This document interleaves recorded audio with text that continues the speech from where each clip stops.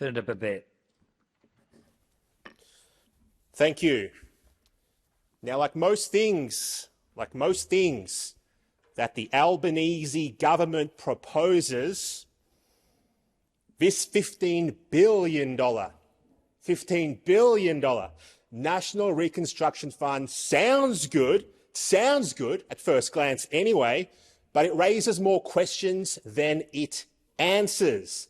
Now, the United Australia Party is, of course, completely supportive of the need to boost Australian manufacturing.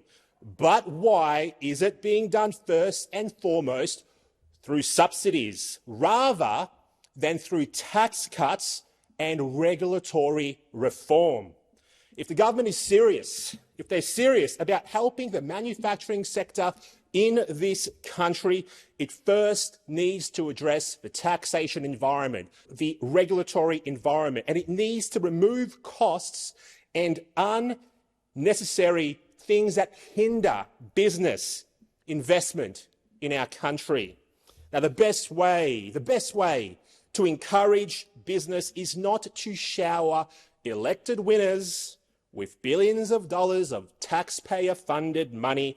It is to free manufacturers from burdens and disincentive that inhibits investment. That's the best way to do it. That's the best way.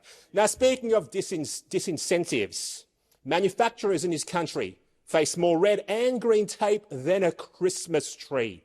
That's what they face.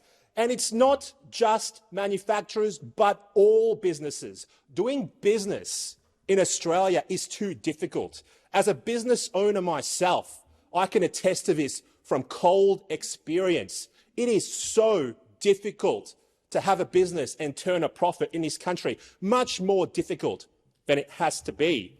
Now, if the Albanese government wants to spark a manufacturing boom, it should first remove the copious amounts of red tape, the red tape that strangles creativity and stifles investment. I'm going to keep saying this.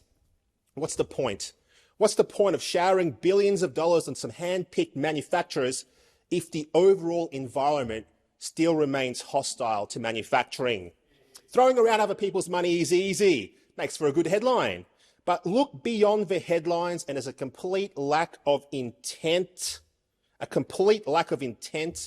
to do the hard work of reform, freeing business from the constraints that hinder so that we can all thrive. Let's talk about that $15 billion for a moment, a huge sum of money. Politicians, we love to talk about huge sums of money because it makes it sound like we're doing something historic and monumental. The insinuation is that if government is throwing billions at a problem, then that problem will somehow be fixed. That could not be further from the truth.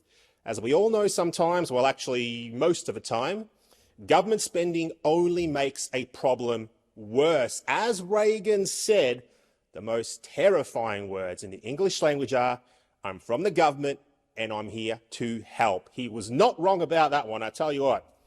Now, smart voters, they are attuned to the fact that the larger the sum of money that a government proposes to spend, the more historic and the more monumental the waste is likely to be. Like I have said before, the government couldn't organise a beer in a brewery.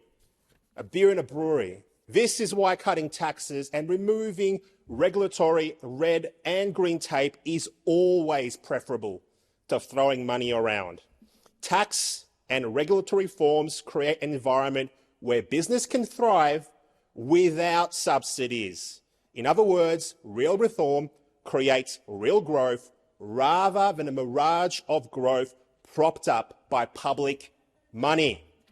Now, it should not be lost on people that this government has just broken a pre-election promise on superannuation to take billions from hard-working retirees, only to go and hand it out to a few hand-picked industries who may or may not deserve it. If the government is planning on any major cuts to spending, that will be the better idea. cuts to spending. Cut spending, that will be a better way to fund this reconstruction fund. Don't just borrow more money. Don't borrow more money to fund a manufacturing boom that is not real. Now, I say not real because this boom, it'll only exist because of subsidies, that's it, not because of a genuine business model, much like the entire renewable debacle which we are currently being made to suffer through. That's what's going on.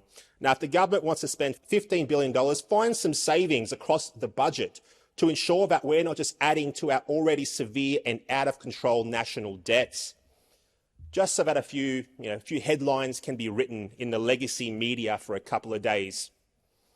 At a time of uncontrolled inflation, 10 consecutive rate rises, the last thing that our nation needs is for the Treasurer, Super Jim Chalmers, fresh from writing his 6,000-word essay on reimagining capitalism, to pump billions of dollars of borrowed money into an economy that is already much too hot.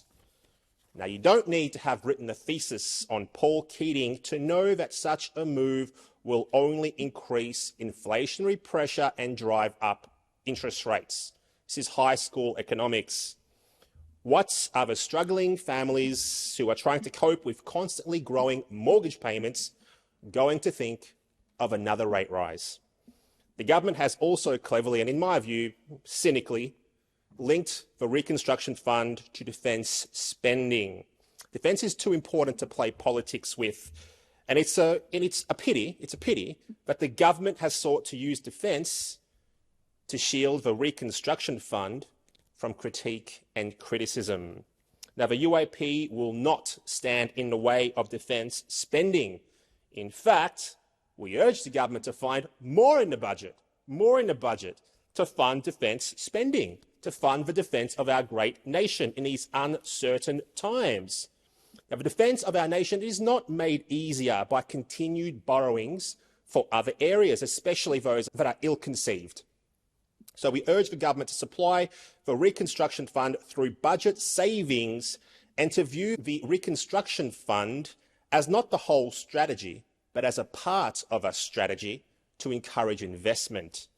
We also urge the government to start thinking about cutting our national debts while they're at it. The significant part should be, as I have said over and over again, is removing disincentives so that manufacturing can flourish in this nation once again. Not because of false economies created by taxpayer money, not because government trusting our manufacturers, but because government had the creativity and the daring to create an atmosphere in which things could be built in our country once again, instead of obviously being sent overseas. Now, Australia and our citizens, we deserve better than what is going on at the moment. Yes, we do. We don't need to spend $15 billion of money that we don't have. What we need to free our manufacturers from red and green tape. We need to exit bad international agreements, and we need to, of course, reduce the cost of energy. We need more coal. We need more gas.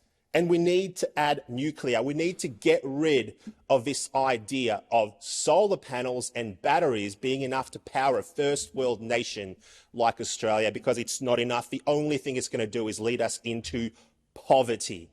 That's it. Government is the problem. Government is not the solution. Not now, not ever.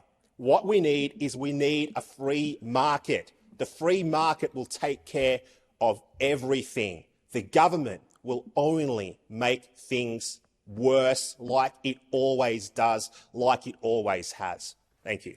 Yeah, that's my kind of